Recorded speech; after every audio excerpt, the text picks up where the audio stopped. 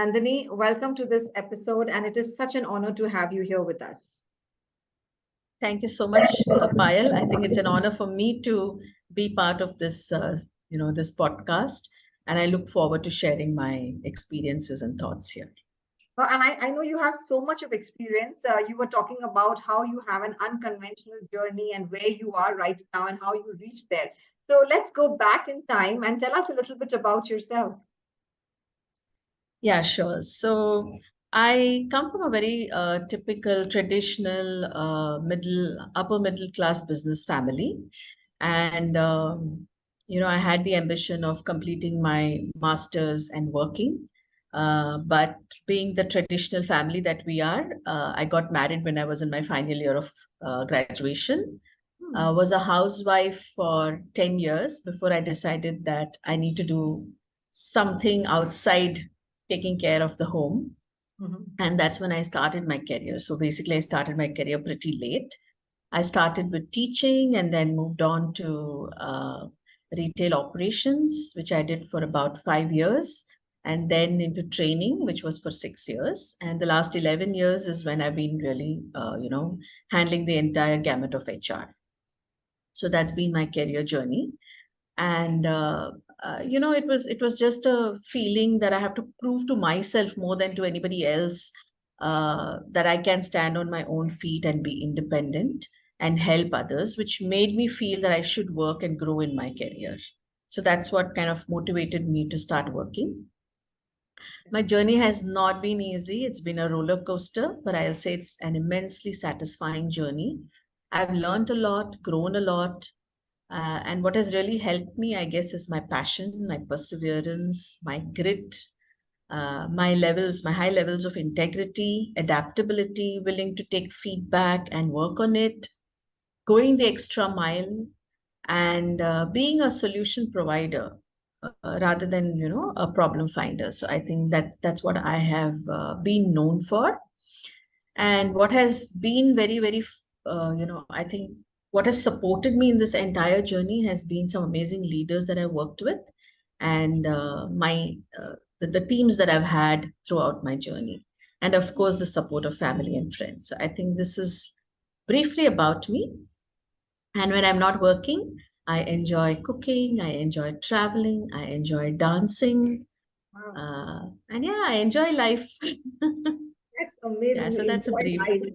I think that's what the message we all need to have, that you need to enjoy life every single day. And since we're talking about the women leaders, you mentioned that you took a 10-year break. You were a housewife until then, and then you decided to move out. And then you said that, so you started off your career late. What does late mean? Like, do women actually have this challenge of starting off their career late or anything?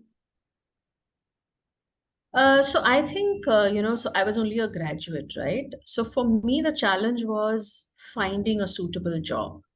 Hmm. So I was not a qualified SME per se.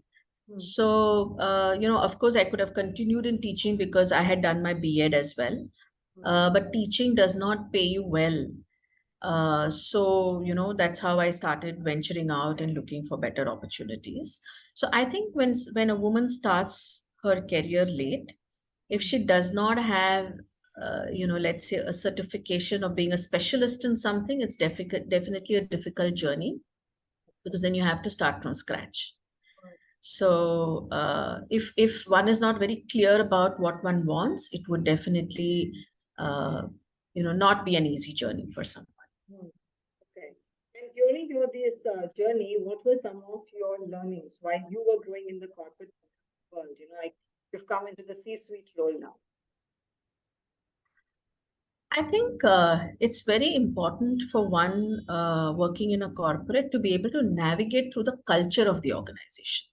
Hmm. Not you don't always find a culture that suits the way you've been brought up or the way you've been in your personal life, right? So it's important to be able to navigate through the culture. But it's also important to choose an organization that is similar in the value system as your personal values, because that can't change, right? But yeah, culture can be adapted. And everybody says IQ can get you a job, but it's EQ that helps people stick on to the job. So I think it's very important to, have a high EQ. Mm. It's also very important to be able to balance between your personal and professional life and know where the boundaries lie. Okay. Otherwise, you could get sucked into unwanted controversies. Mm. Also, as we grow up the ladder, what becomes very critical is to ensure that you don't get caught in office politics. So I look at it from two perspectives. One is you yourself don't become a victim to it, and second is you don't participate in it as well. So I think it's very important to be able to, navigate through that as well. Uh, if you want to move to a leadership role, it becomes important for you to keep learning new things and ensure that you are on top of your subject. I think that's very critical. Apart from being able to manage a team, right? So I think that the leadership bit, how the EQ piece would help in the leadership piece, and the IQ bit would help you in sharpening your skills in the area of your expertise. So yeah, these are some things I think which are very critical as you grow up the corporate ladder. You mentioned something about unwanted, you'll be pulled into some unwanted territories, something like that. That was a very Yes. catchy. What was that like? If you can just expand on that, because I think that is something very new we are hearing. So I think, in a corporate world, there are multiple people wanting to move up the ladder. Mm. And typically it's a pyramid. So you have, like, let's say you have hundreds of people at the bottom of the pyramid, but there is only one person right at the top, Yeah. right? So people are always competing with each other, fighting through the levels to grow up and, move up the corporate ladder. Mm. And in this journey, as you grow higher, the pool narrows down, right? So the competition increases. And what I realize is while we say, leaders need to be a certain way, but I personally feel that as people move up the ladder, they become all the more competitive. They become all the more, uh, wanting to be there. So they would do anything to reach there. And when I say anything, I don't mean in any other way, but of course there are chances that people would play certain dirty games to try and pull you down in order to make themselves look better, right? So Mm. how do we navigate through all this becomes very critical. So Okay. that's what I meant by saying that getting into unwanted controversies. That was really really a good catch point. So, what is one of the biggest challenges that you feel women usually face while they are climbing up the ladder? Uh, I think we're still a very patriarchal society. Mm. And even today, organizations are still working with the baby boomers and Gen Y. So leaders are the baby boomers and the Gen Y, who are there. And they have always seen women as housewives, taking care of the home, the family, the kitchen. So, they really don't know how to deal with women at work. I'm not saying everybody, but a lot of them. Yeah, I understand. Yes. And this obviously poses a challenge for women because they have to really put in that much more effort to prove themselves at work. So Mm-hmm. I would say this is one of the biggest challenges for women. The other challenge for women is like while men do not have, the familial responsibility per se, what I mean by that, I'll just tell you in a bit. Mm. Women do have a lot of detours in their career. Mm. So, they start their career and then they get married in between. So they may have to take a break. Mm. Then they go into maternity. Could be with one child, could be with two kids. So, those two breaks, one or two breaks again in their careers.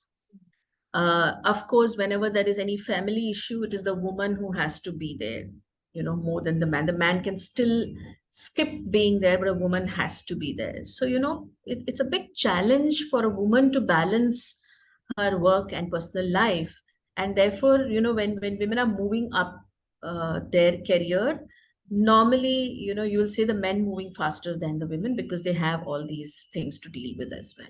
I think Mm, that's the second challenge I look at. mm, One more challenge that I see, especially for women leaders, is typically, women leaders are minority in a group of leaders.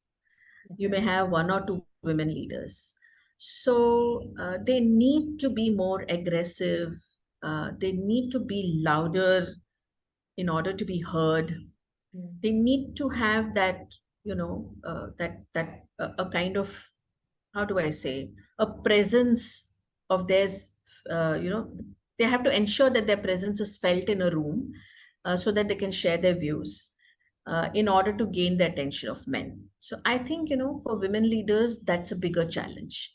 How do they get the attention of men even to be heard in a group of leaders? I think that I would see is the third challenge. Yeah. So okay. like I told you earlier, I can keep going on, but I picked these three It's because very I good. think You know, it's I like how you're pointing these things out. And I'm just wondering, a couple of things that, like you mentioned, that, this is as our society is such that there are so many changes that is to be happening not only in the corporate world but also at the home front, right? And absolutely. one of the things which I have also come across, I have seen that women, one of the challenges that they face, and which you might have also observed, is we lack sisterhood, supporting each other at office and at work. Absolutely. And you wouldn't see that so much in the men. Yes, At least absolutely not so correct. Yeah, obviously. At yeah, least yeah, not yeah. so True, obviously. Yeah. true, true. And I That guess is that's also because of the way women are brought up, right? We're okay. always brought up feeling insecure. We are told that, parents tell us we are bringing you up to go to somebody else's house and take care of them.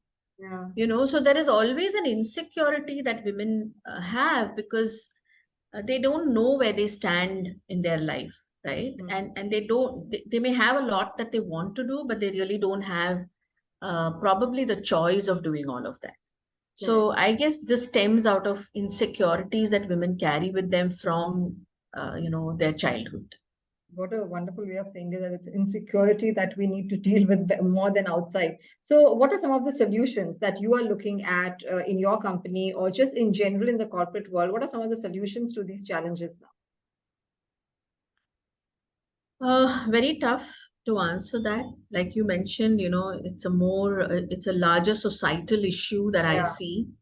But what I do see is the Gen X, the Alpha Gen is definitely different, and I guess it has to do with the change in the mindset of the parents and the way they are bringing up their children, the exposure that the youngsters have, amongst themselves. So girls and boys today don't differentiate themselves as much as it used to be earlier.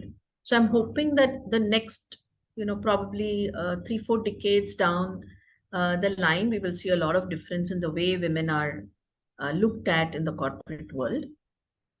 But immediately, what should be done? I think there are a lot of programs for women leaders and for women to become leaders, But I don't see any corporate having programs that sensitize and orient men on how they should uh, deal with women at work, Mm, and what is it that they should do differently to make to ensure that women are treated as equals and not as inferiors or as someone who needs to be at home and not be here taking away my job.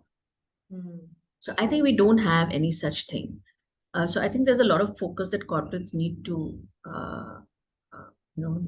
to have on this.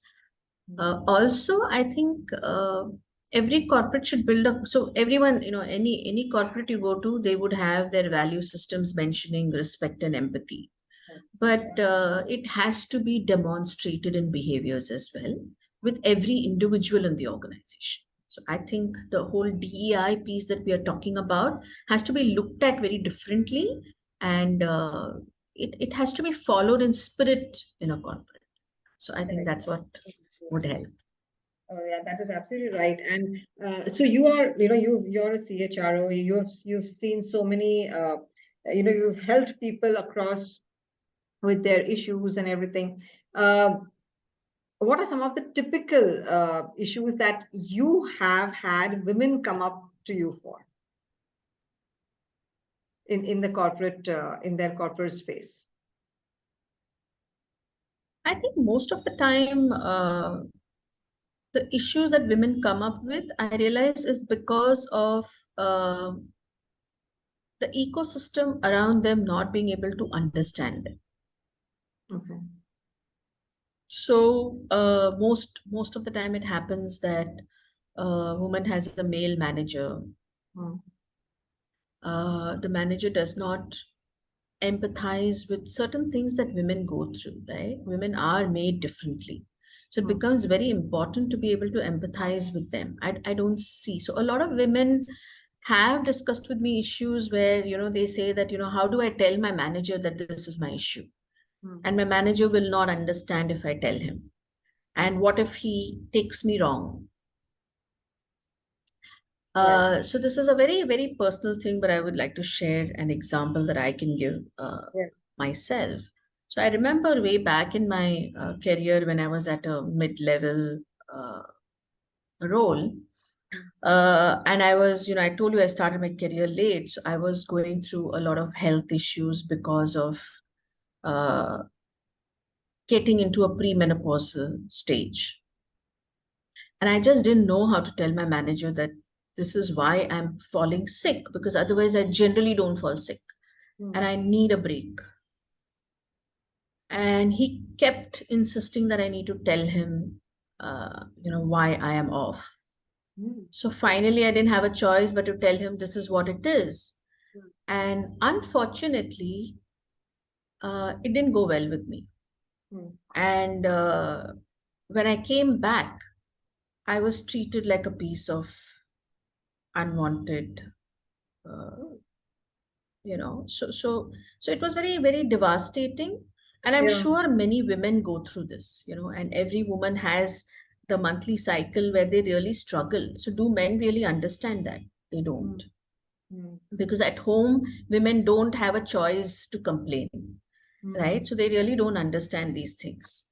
So coming back to this instance, it so happened that, he came up to me one day and just threw a CV on me and said, "Why don't you interview this lady? But I don't think she'll fit in because she seems to be someone who is going through her premenopausal Hmm. stage," because, the CV had the same age as mine. And I was shocked. I was like, how can a man even talk like that? Yeah. So, why I'm giving you this example, They're a not. lot of women have Yeah.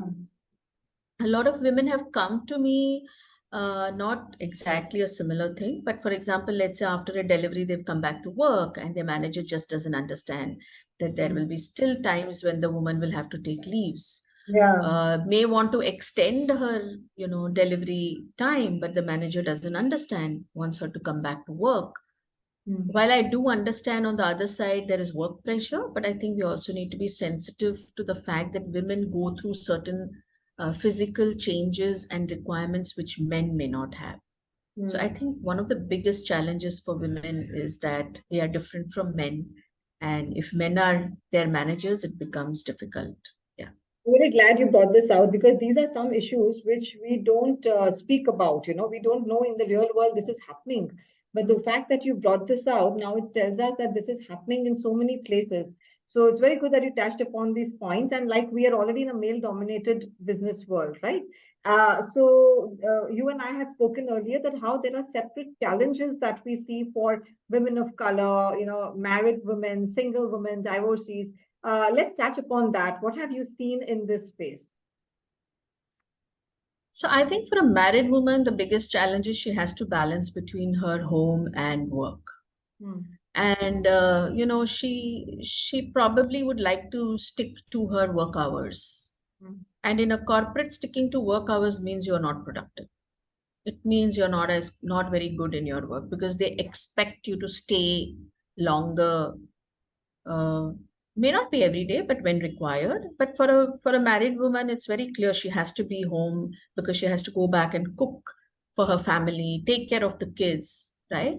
So I think that's the biggest challenge. So it is assumed that she is not as responsible or may not be able to take up a leadership role uh, anytime soon. So I think that's the issue a married woman would face. A single woman, I think it is assumed that she's available. It's assumed that she's very, inverted commas, forward thinking, does not have a personal life, so she can work long hours, will do anything to grow in her career. So I think this is what people, in her career. right. And, it's very unfortunate that it's not only men who think like that. Like you were mentioning, women don't have women as a support. I think even women think about other women in the same manner. So, it's a bit of a dichotomy to me. Yeah, but it's a fact. And then, there are also, so talking about the color and the looks and all that, there is also this whole thing that if I have an attractive woman in my team, I think I can manage my stakeholders better. So in fact, there was a comment that, somebody, one of my peers made to me saying that, why don't you get me a good looking woman in my team as a project manager, so none of my issues will get highlighted, Oh, wow. So yeah, so I think I would say every type of diversity has its own challenge. And while we are, focusing on women here, I don't say that this is only restricted to women. Such issues happen even when it's a male, when it's a trans, a third gender, an LGBTQ. I think they all face their challenges. Absolutely, yes, and I like how you touched upon that. Um, so, a corporate world, like you said, these are some of the changes we need to bring in. What about now, if we talk from the side of the women, what women should do differently so that they can, be more in charge of their growth and their career? Like you mentioned, I think we should be a support system to each other. We should ensure that we don't let down each other as a community. I think also be bold enough to many times men, it's not that they do something because they want to do it. It is just subconscious. It's because they don't know what they should be doing. So it's not wrong for a woman to tell the man that, I did not like this, or I would like you to do this differently. Right? So sometimes it may backfire, but I still feel women should have the guts to be able to say that they're not comfortable with something. And I think women should say Uh, more, right? Women say yes, tend to say yes more often. yes, absolutely. And one very important thing that I want to tell all women is that, we need to be very clear about what we want. So I know a lot of women who have worked with me in my team, outside my team, who were very clear that they have to balance their work and their family. And hence they are happy at handling certain roles at a certain level. They don't look at growing. They are not very ambitious because they know that a 9 to 5 job suits them. They cannot afford to spend more time at work because they have to go back and take care of the family. So it is more that they are supporting their family and a double income is required, and hence they are working. It is not they're not good at their work. They're very good at their work. They ensure they complete what they have to, but they are not ready to take up extra responsibilities in a leadership role. They are very clear about it. Okay. So I think this clarity of what you want with your career is very important. Also, there are other women who are ambitious, want to grow, but they also have a support system back home. A very a supportive husband, supportive in-laws, parents, siblings. So that is provided to them so that they can focus on their career as well. So of course, the woman is very clear there that I am ambitious, I want to do this, and I need that support system. And of course, then there are a third category of women who are only career oriented, and of course then you're very clear that family doesn't come anywhere there. So mostly with single women, that's what it is. So I think it's very important for women to have that clarity that what do I want, right? And then focus. Absolutely. And then focus accordingly. Yeah, so that's what I would say two That things is for so, women to do. Nandini, you put this so differently. It is some answers which I never expected, and you've really opened our neuro pathways to think differently in when it comes to what women can do about their career growth, rather than just, develop your skills. And the way you have really aligned it, I think it's absolutely awesome. Thank you so much. Really good. So, what would be your biggest piece of advice to people who want to succeed in their career life? So I can't put it in one sentence. I have a few points around that. Great. Okay. I think it's very, very important to be level-headed and balanced. You know, we could be very different in our personal lives, but the moment we step into our professional life, it's very important to, I'm not saying you have a double phase, but it's very important to know how to behave and how to carry yourself. I think it's, and that is what I meant by saying be level-headed and balanced when you're at work. Hmm. Also, if you want to grow in your career, I believe that you work while others are asleep. And that means that you have to go the extra mile, do that extra bit, be available to take up certain responsibilities of your manager as well. Hmm. It always helps. So you ensure you finish your work on time, complete it with perfection, and then be available so that your manager says, okay, I can give you some of my work as well. Because then you're learning what you have to do in the next role, right? So I think that becomes very important. It's also when you're in a corporate, you're in an ecosystem of different types of people. Hmm. So it's important to understand them and learn how to deal with their idiosyncrasies. Yeah, so the EQ bit works very, very strongly there. Uh, I would also say that it's important to focus on today while having an eye on your future. Hmm. Right, so sometimes we're just dreaming about the future and we forget that today we have to do these things, right? Correct. Or sometimes we're so focused on just completing the tasks for today that we become too operational, tactical, that we forget strategy, planning for the future and vision for the future. So I think a balance of the two again. And most important, I would advise everyone never to lose their integrity. Never to lose their integrity. Hmm. Yeah, I think stand for what you believe in.